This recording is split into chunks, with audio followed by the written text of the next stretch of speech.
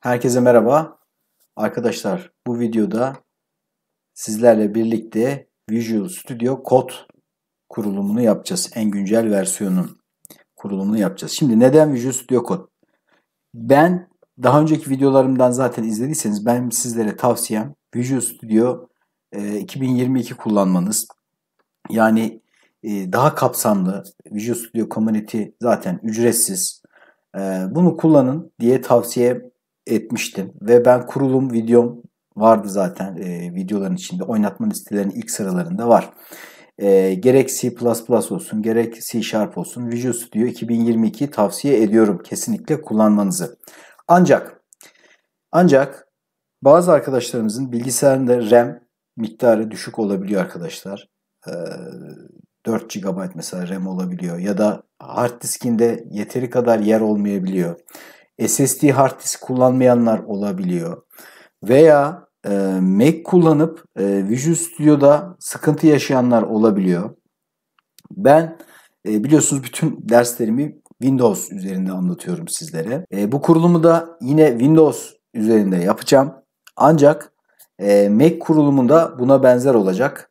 Ufak belki bir iki farklılık olabilir ama genel olarak benim bu anlattığım kuruluma benzer şekilde Visual Studio Code Mac kurulumu olacak.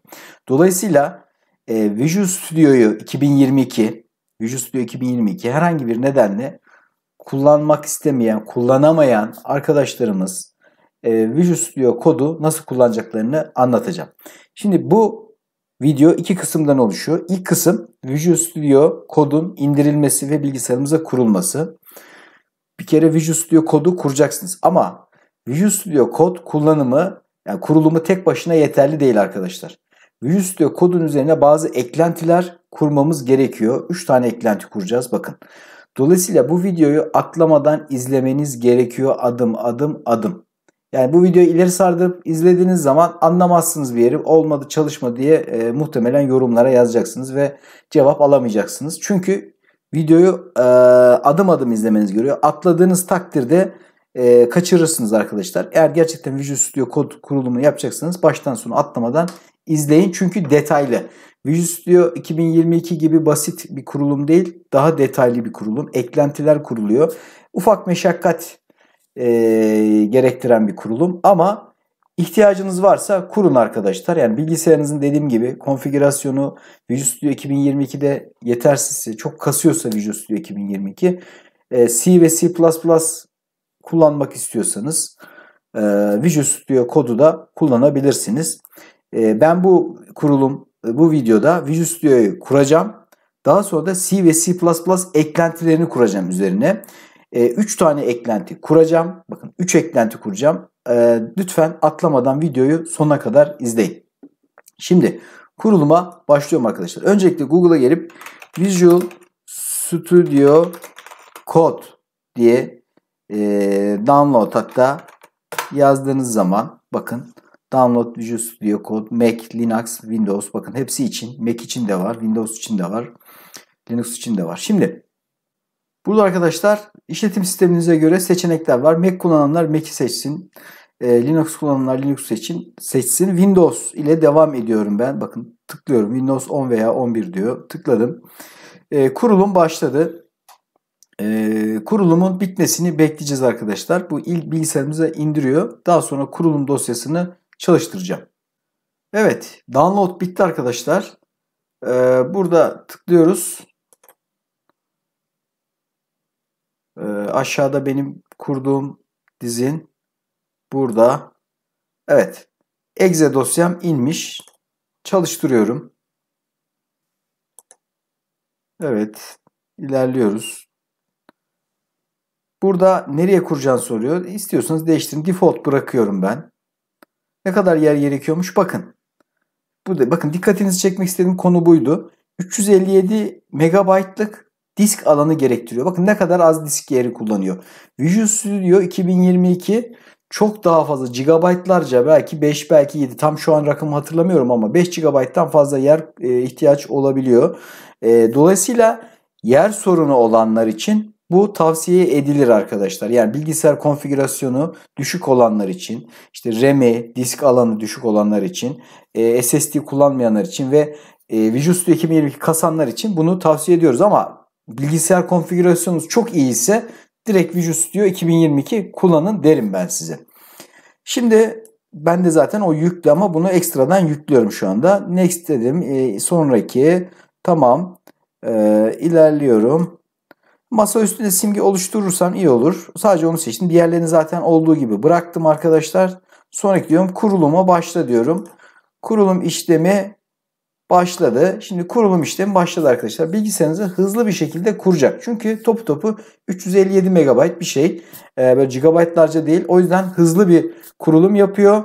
Çok fazla sizi bekletmiyor. Çok kastırmıyor bilgisayarı da. Ama dediğim gibi bu kurulum bitince her şey bitmeyecek. Daha başka şeyler de kuracağız. Bu sadece bir editör arkadaşlar. Visual Studio Code dediğimiz şey bir editör. Sadece editör. Yani içinde compiler yok. Başka gerekli tool'lar, IDE tool'ları yok. Onları ekstra yükleyeceğiz eklenti olarak. Bakın bitti kurulum. Visual Studio Code uygulamasını çalıştır. Seçili zaten. Bitti diyorum. Çalıştıracak otomatik. Bakın hemen açıldı. Ne kadar hızlı açıldı gördünüz mü? Çok hızlı bir şekilde açıldı arkadaşlar. Şimdi bu kadar. Ya bakın ne kadar hızlı kurduk ve açıldı. Çok yalın bir editör yani zaten adı üstünde bir Visual Studio 2022 Community gibi değil. Yani bu bir editör. Yani editör. Yani dosyaya bir şeyler yazmak için. Compiler yok. C++'a özgü hiçbir şey yok. Onları eklenti olarak sizin kurmanız gerekiyor. Şimdi 3 tane önemli eklenti kuracağımızı size söylemiştim. Şimdi ilk eklentiyle başlıyorum. Lütfen dikkatlice bu adımları izleyin. 3 eklentinin birincisiyle başlıyorum arkadaşlar. Şimdi extensions denen bir buton var şurada. Onu tıklayacaksınız. Buraya extensionlar geliyor. Bakın Visual Studio Code'la Python, C++, efendim söyleyeyim başka ne varmış bakın burada. Java vesaire bir sürü şey var arkadaşlar. C Sharp ne isterseniz bunu kullanabilirsiniz ama eklentilerini kurmanız gerekiyor. Ama sadece buradaki eklentiler de yeterli değil. Onu göstereceğim. C/C++ yazacaksınız buraya. Bakın karşımıza seçenekler çıktı. İlk çıkan seçeneği bakın Microsoft yazacak burada. Dikkat edin benim seçtiğime. Bu Microsoft yazan şu seçeneği arkadaşlar. C++ yazacak yanında başka bir şey yok. Şunlar değil. Bakın bu. Şu. Seçiyorum bunu. Bakın geldi. Sizde belki daha bu videoyu daha sonra izliyorsanız şu rakamlar daha yeni versiyonlar olabilir. Hiç önemli değil. Kurabilirsiniz. Install seçeneği var. Bakın bu küçük. Buna tıklıyorum. Kurulum başlıyor. Şimdi bir eklenti kurmuş oluyorum. Ben ne yaptım? Visual Studio kodu önce kurdum. Daha sonra bir C++ eklentisi kurdum. Bu sayede C++ sintaksini tanıyacak Visual Studio Code. Normalde tanımıyor. İlk boş bir IDE bu. Normal bir notepad gibi düşünün ama çok daha kaliteli bir notepad gibi düşünün. Yani bir editör, text editörü normalde formatını tanımıyor C++'ın ve C'nin. Siz bu extension'ı az önce install tuşuna bastım. Şu an kurulan extension'ı ben install ettiğim zaman artık C++ extension'larını tanıyacak. Ve C++ sintaksini tanıyacak ama bitiyor mu bitmedi. Bakın artık kuruldu. Bitti, herhangi bir şey de yazmadı aslında. Şunu tekrar tıklayalım. Bakın tekrar tıkladığınız zaman artık install'du, deminki uninstall oldu. Kuruldu. Tamam, sakın disable'a basmayın arkadaşlar. Disable eder, kullanamazsınız. Tamam, kuruldu. Tamam, kapatıyorum bunu. Bitti mi ama arkadaşlar bitmedi. Dediğim gibi ilk aşamayı şu an bitirdik. İkinci aşamaya geçiyorum. İkinci aşamada bir extension daha kurmam gerekiyor. Kuracağım extension adı CodeRunner arkadaşlar. Buraya geliyorsunuz. CodeRunner diye yazıyorsunuz. Bakın CodeRunner. Şu nokta run var. Portakal renkli. Orange. Tıklıyoruz buna. Bakın bu da kurulu değil. Bunu da kurmamız gerekiyor arkadaşlar. Bunu da kurun. Jun Han diyor bak burada. Bunu herhalde geliştiren kişi galiba. Install deyin. Bunun da kurulumu başladı ve kurdu. Çok hızlı kurdu. Bakın çok fazla yer de kaplamıyor bunlar. Şimdi kurulumumuzu yaptık biz. Güzel. Burada arkadaşlar ufak bir ayar yapacağız. Bakın şuraya gelin. CodeRunner'da. Buraya gelin. Extension Settings'e gelin. Burada bakın biraz aşağı indikten sonra Run in Terminal seçeneği var. Bunu seçili hale getirin. Tik atın buraya. Run in Terminal. Sonra Settings'i kapatabilirsiniz. Şimdi arkadaşlar bakın 2 tane extension kurduk. CodeRunner ve neydi? C++ Microsoft'un extension'ını kurduk. Bitmedi. Compiler kurmamız lazım arkadaşlar. Bu ikisi de compiler değildi. Şimdi compiler kurmayı anlatacağım size. Derleyici yani. Az önce Visual Studio Code'u indirmiştik. Şimdi de derleyici yazılımını indirmemiz lazım. Ve bunu Visual Studio Code'a tanıtmamız lazım. Bu 3. aşama. 3 aşamaydı. İlk 2 aşamayı tamamladık. 2 tane extension kurduk. 3. kurmamız gereken derleyici yani compiler'ı başka bir siteden kuracağız arkadaşlar. Artık o Visual Studio Code'un içinden değil. MinGW isminde bir derleyici. Bunu SourceForge'un sitesinden kurmanız gerekiyor. Bakın burada adresi var. Bu adresi açıklama kısmına koyacağım ben. Oraya tıklayıp girebilirsiniz. Ya da direkt buradan bakıp yazabilirsiniz. Şimdi burada download tuşuna basacağız.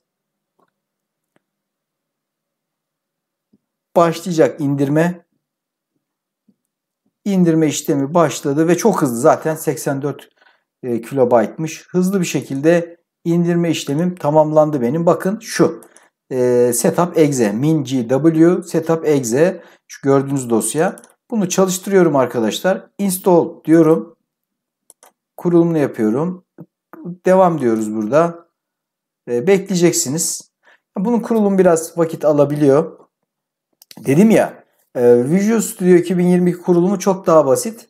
Bu biraz karmaşık gibi duruyor ama bir kere baştan yaptığınız zaman tekrar etmenize gerek yok. Direkt kullanabilirsiniz. Yani bir kere gerekli parçaları, gerekli extensionları ve gerekli derleyicileri falan kurmanız gerekiyor. Dediğim gibi Visual Studio Code sadece bir editör.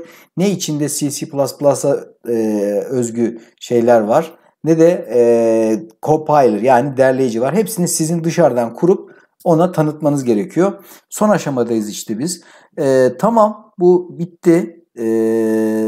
Tamam diyelim. Devam diyeceğiz burada. Continue diyelim. Bakın continue diyoruz. Quit değil. Burada bazı arkadaşlar quit diyorlar. Dikkat edin. Continue diyeceksiniz. Devam yani. Şimdi burada bazı şeyler var. Kutucuklar geliyor. Checkbox'lar. Bakın bunların hepsini sağ tıklayıp Mark for Installation yapacaksınız. Yani bekleyin, biraz vakit alabilir bu. Sağ tıklayın. Öyle bilgisayarınız belki konfigürasyon düşükse benden daha fazla bekleyebilirsiniz. Sağ tıklıyoruz hepsine. Bakın. Bunları sağ tıklayacaksınız hepsini Mark for Installation. Bu da zaten hepsi böyle. Şu şekilde olacak şu gördükleriniz. Daha sonra Installation, buraya geleceksiniz. Bu sekmeye. Apply Changes diyeceksiniz. Apply tuşuna basacaksınız burada ve bekleyeceksiniz. Bakın bu ne yapıyor biliyor musunuz? Sizin şu seçtiğiniz tüm derleyiciyle ilgili dosyaların hepsini indiriyor bilgisayarınıza. Bakın biz aslında burada neleri de indiriyoruz? Sadece C++, G++ değil, Ada ve Fortran'ın derleyicilerini de indiriyoruz. Buna belki bağımlılığı da olabilir. Hani ileride başımızda problem çıkartmasın diye derleyicileri komple GCC'nin derleyicilerinin hepsini indiriyoruz. Hani belki de kullanırsınız, bilmiyorum. Ada'yı kullanır mısınız bilmiyorum ama ihtiyacınız olabilir belki. Problem çıkmaması açısından bunların hepsini indirelim arkadaşlar. Ama bizim işimize yarayacak olan esasen şu G++ var ya, G++ Compiler. Bunu indirmemiz gerekecekti normalde. Ama tahminim şu GCC Obj var ya, buna da ihtiyacı olabilir. Base'e de ihtiyacı olabilir. Şu base'lere ihtiyacı olabilir. Yani birbirlerine dependency olabilir. Problem çıkmasın diye hepsini seçip indirebilirsiniz. Aşırı bir yer kaplamıyor zaten. Bakın çok hızlı bir şekilde inecek. Tabii biraz vakit alıyor. Beklemeniz gerekecek. İnternet hızınıza göre bu beklediğiniz süre değişecek arkadaşlar. Bu ihtiyacı olan arkadaşların, bilgisayar konfigürasyonu düşük olan arkadaşların kullanabilmesi için, C++ derslerini takip edebilmesi için onlara bir hani burada bir yardımcı olmak şeklinde bir kurulum videosu hazırladım arkadaşlar. Ya şimdi bu videoyu ben durduracağım. Bu uzun sürüyor. Tek tek bütün dosyaları böyle kuruyor. Sizin de bilin ama bu vakit alacak. Bu kurulum işlemi tamamlanınca tekrar videoyu devam ettireceğim. Evet, kurulumum bitti. Bakın şu yazıyı göreceksiniz. All changes were applied successfully. You may now close this dialog. Bu yazıyı göreceksiniz. Close diyelim. Kapatacağız. Artık bak bunlar da hepsi yeşil oldu. Kapatalım. Evet, kapattık. Derleyiciyi kurduk. Compiler'ı kurduk. GCC compiler'ını kurduk. Ancak işimiz bitmedi. Sistem petine bunu tanıtmamız lazım. Buraya geliyoruz. Şurada ortam. Ortam.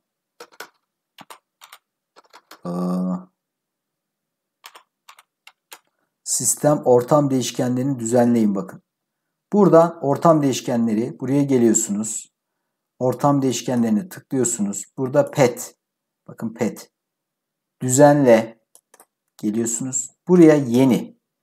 Buraya nereye kurduysanız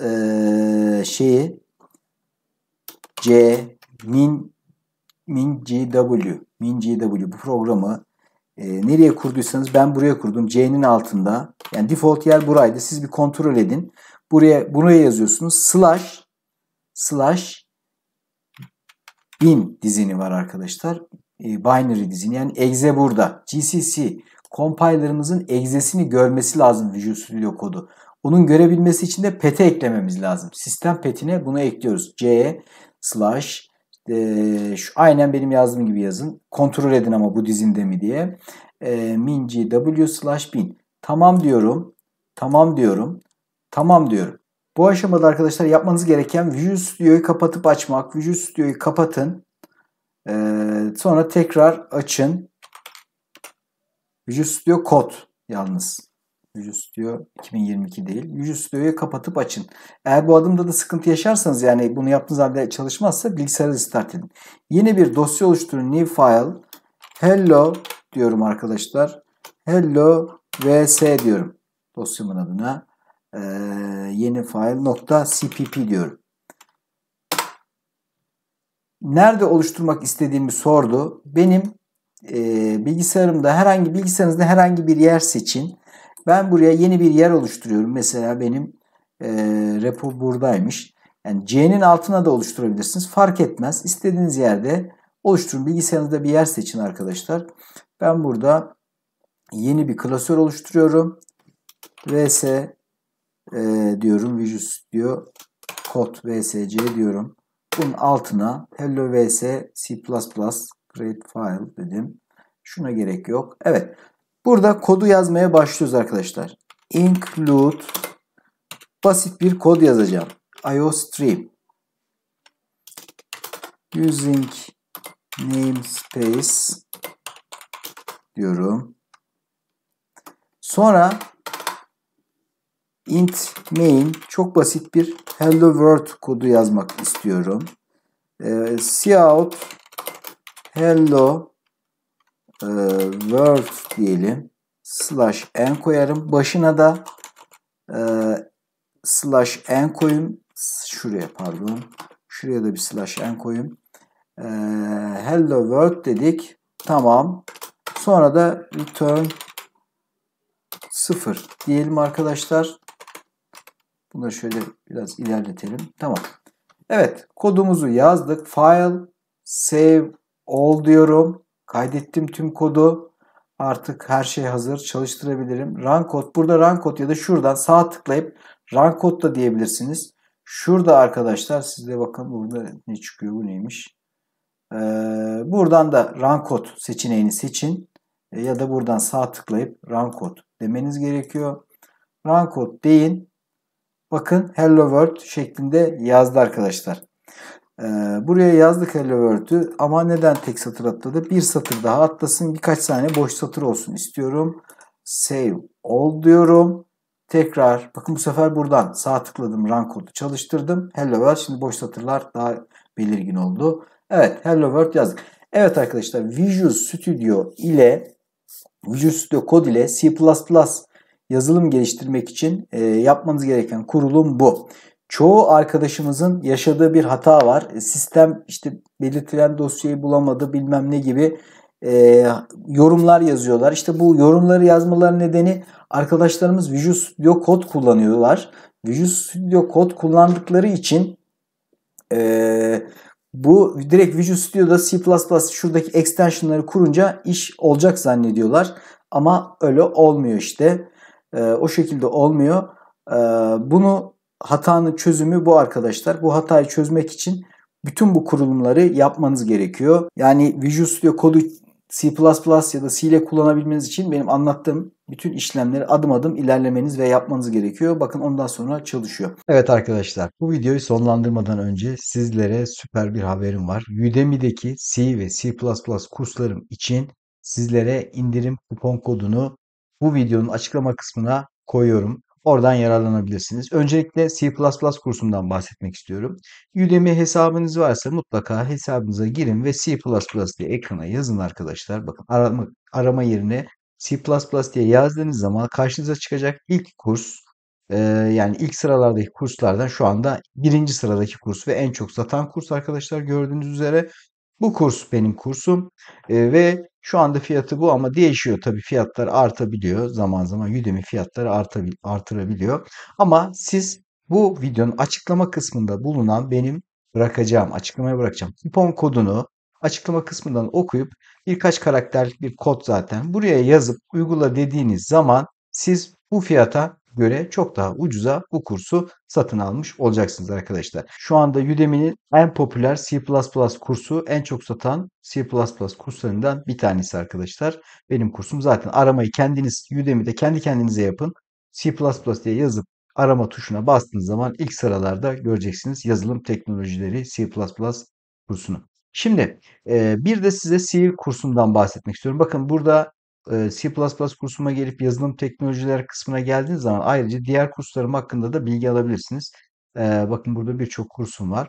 Bunları da inceleyebilirsiniz arkadaşlar. C kursumda gerçekten bu da popüler kurslardan bir tanesi. Bakın kurs puanı burada yazıyor. Şimdi bu kursuma da yine indirimli kayıt olabileceksiniz. Kupon kodunu yine bu videonun açıklama kısmına bırakıyorum. Şu anda normalde fiyatı böyle bir rakam gözüküyor. Ancak siz kupon girin yazan yere, bakın buraya benim açıklama kısmına bıraktığım kuponu girip uygula dediğiniz zaman bu fiyat düşecek arkadaşlar.